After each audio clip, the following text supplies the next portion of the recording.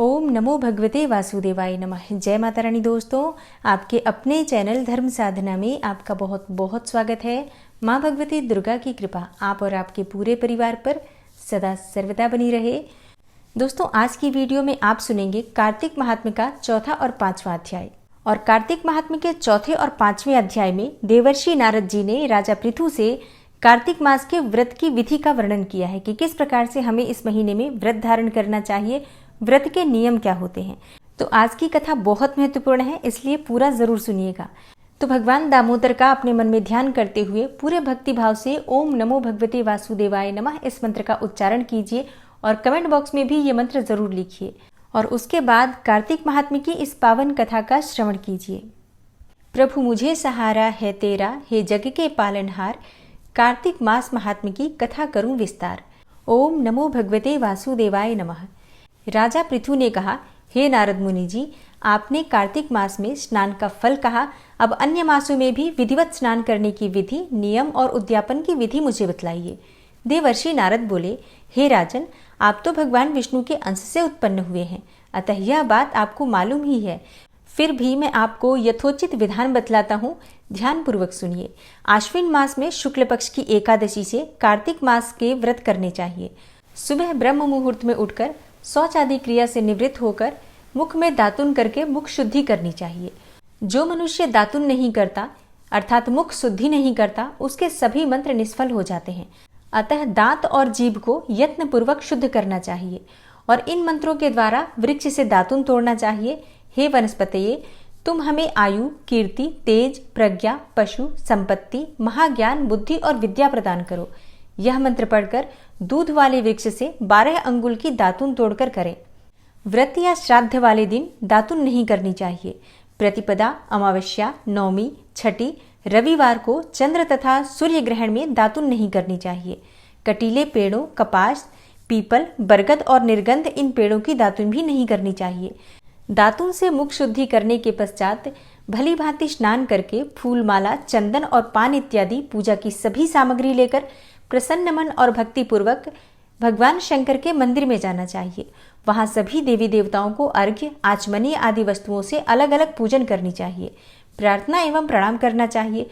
फिर भक्तों के स्वर में स्वर मिलाकर श्रीहरि का कीर्तन करना चाहिए। मंदिर में जो गायक भगवान श्रीहरि का कीर्तन करने आए हो, उनका माला, चंदन, तांबुल आदि से पूजन करना चाहिए, क्योंकि देव स्थानों में भगवत कीर्तन करने वाले भी साक्षात भगवान श्रीहरि विष्णु की ही मूर्ति होते हैं।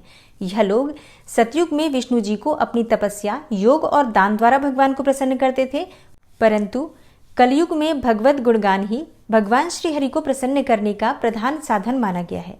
नारद जी ने राजा पृथु से कहा, हे राजन, मैंने एक बार भगवान से पूछा, हे प्रभु, आप सबसे अधिक कहाँ रहते हैं?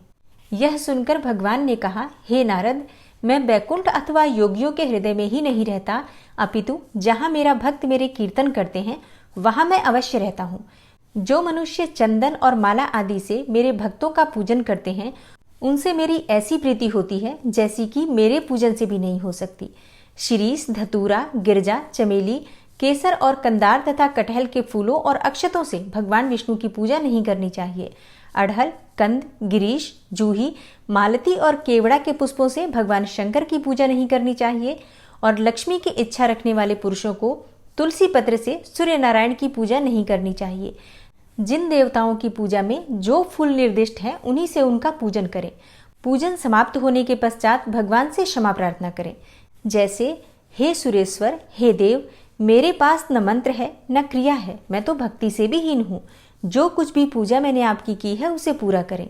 ऐसी प्रार्थना करने के बाद दंडवत प्रणाम और क्षमा प्रार्थना करके भगवत कीर्तन करना चाहिए, श्रीहरि की कथा सुननी चाहिए और प्रसाद ग्रहण करना चाहिए। इस विधि से जो भी मनुष्य कार्तिक व्रत का अनुष्ठान करते हैं, वह संसार के सभी सुखों को भोगते हुए अंत में मुक्ति को पाते हैं।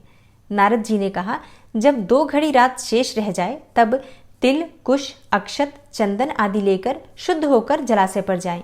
नहर की अपेक्षा नदी में स्नान करने से 10 गुना फल अधिक मिलता है और नदी की अपेक्षा संगम पर स्नान करने से 10 गुना फल मिलता है और तीर्थ पर स्नान करने से इन सबसे दुगना फल मिलता है। स्नान से पहले भगवान का ध्यान करके स्नान करने के लिए संकल्प करें। फिर तीर्थ में उपस्थित देवताओं को क्रमशः अर्घ्य, आचमनी आदि देवें। अर्घ्य मंत्र है, हे कमलनाथ आपको नमस्कार है, हे जलशाई भगवान आपको नमस्कार है, हे ऋषिकेश आपको प्रणाम है, मेरे दिए हुए अर्घ्य को आप ग्रहण करें।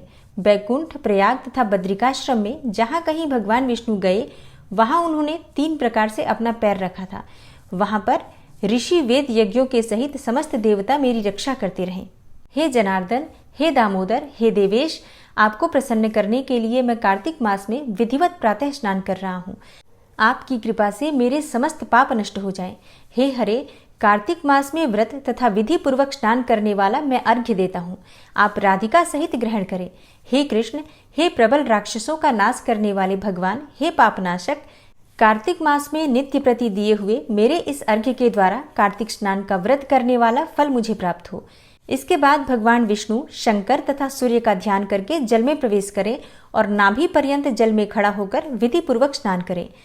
गृहस्थाश्रमी तिल और आंवले का चूर्ण लगाकर स्नान करें तथा विधवा स्त्री और यति तुलसी की जड़ की मिट्टी लगाकर स्नान करें। सप्तमी, अमावस्या, नवमी, त्रयोदशी, द्वितीया, दशमी आदि तिथियों को आंवला तथा तिल से स्नान नहीं करना चाहिए। स्नान करते हुए इस प्रकार से प्रार्थना करें, जिस भक्ति भाव से भगवान ने देवताओं के कार्य के लिए 3 प्रकार का रूप धारण किया था, वही पापनाशक भगवान विष्णु अपनी कृपा से मुझे पवित्र बनाएं। भगवान विष्णु जी की आज्ञा से कार्तिक व्रत करने वालों की इंद्र आदि सारे देवता रक्षा करते हैं, अतः वह मुझको पवित्र करें। बीजों, रहस्यों तथा यज्ञों सहित वेदों के मंत्र, कश्यप आदि ऋषि, इंद्र आदि देवता मुझे पवित्र करें। गंगा आदि सभी नदियां, संपूर्ण तीर्थ, 7 समुद्र और समस्त जलाशय मुझको पवित्र करें। अदिति आदि सभी नारियां, यज्ञ, सिद्ध, सर्प और सब औषधियां व तीनों लोकों के पर्वत मुझे पवित्र करें। इन शब्दों को कहकर स्नान करने के पश्चात व्रती हाथ में पवित्री धारण करके देवता, ऋषि, मनुष्य तथा पितरों का विधिवत तर्पण करें। तर्पण करते समय जितने भी तिल तर्पण में रहते हैं उतने वर्ष पर्यंत व्रती के पितृगण स्वर्ग में वास करते हैं। तत्पश्चात व्रत करने वाला जल से निकलकर शुद्ध वस्त्र पहने और प्रातः काल के सब कृत्यों से निवृत्त होकर पुनः भगवान विष्णु का पूजन करें। समस्त तीर्थों के सारे देवताओं का स्मरण करके भक्ति पूर्वक सावधान होकर चंदन, फूल और फलों सहित भगवान विष्णु को फिर अर्घ्य देवें। अर्घ्य देते समय इस प्रकार से प्रार्थना करें, हे भगवान विष्णु, पवित्र कार्तिक मास में मैंने स्नान किया है। हे विष्णु जी, श्री राधा के साथ आप मेरे दिए हुए अर्घ्य को ग्रहण करें। इसके पश्चात चंदन, फूल और तांबुल अर्थात पान आदि से वेद पाठी ब्राह्मणों का श्रद्धा पूर्वक पूजन करें और बार बार साष्टांग प्रणाम करें। ब्राह्मणों के दाएं पैर में तीर्थ रहते हैं, मुख में वेद और सारे अंगों में देवता निवास करते हैं। अपने कल्याण की कामना रखने वाले लोग न इनका अपमान करें और न ही इनके साथ विरोध करें। फिर एकाग्र चित्त होकर भगवान विष्णु की प्यारी तुलसी का पूजन करें, उनकी परिक्रमा करें तथा उनको प्रणाम करें। उनसे प्रार्थना करें, हे देवी, हे तुलसी, देवताओं ने ही प्राचीन काल से तुम्हारा निर्माण किया है और ऋषियों ने तुम्हारा पूजन किया है। हे विष्णु की प्यारी तुलसी, आपको प्रणाम है, आप मेरे सब पापों का नाश करो। इस प्रकार भक्ति पूर्वक जो लोग कार्तिक व्रत का अनुष्ठान करते हैं वह संसार से सब सुखों को भोगते हुए अंत में मुक्ति को प्राप्त करते हैं। ओम श्री राधा वल्लभाय नमः। ओम राधा कृष्णाय नमः। जय हो तुलसी मैया की। दोस्तों, कार्तिक महात्म्य का 4था और 5वां अध्याय समाप्त हुआ और कल की कथा में आप सुनेंगे कार्तिक महात्म्य का 6ठा अध्याय। तो उम्मीद करती हूँ आपको आज की कथा पसंद आई होगी और वीडियो अगर आपको अच्छी लगती है तो वीडियो को लाइक ज़रूर किया करें। इसके साथ ही वीडियो को शेयर भी ज़रूर किया करें और चैनल पर पहली बार आए हैं, अगर अभी तक आपने चैनल को सब्सक्राइब नहीं किया है तो आज की वीडियो अगर आपको अच्छी लगी हो तो चैनल को सब्सक्राइब ज़रूर कर लीजिए और बेल बटन को भी प्रेस कर लीजिए। तो इससे ये होगा कि इस चैनल पर जो नई वीडियो अपलोड होंगी उनकी नोटिफिकेशन आपको सही समय पर प्राप्त होगी। मिलती हूँ मैं आपसे अगली वीडियो में, तब तक के लिए नमस्कार।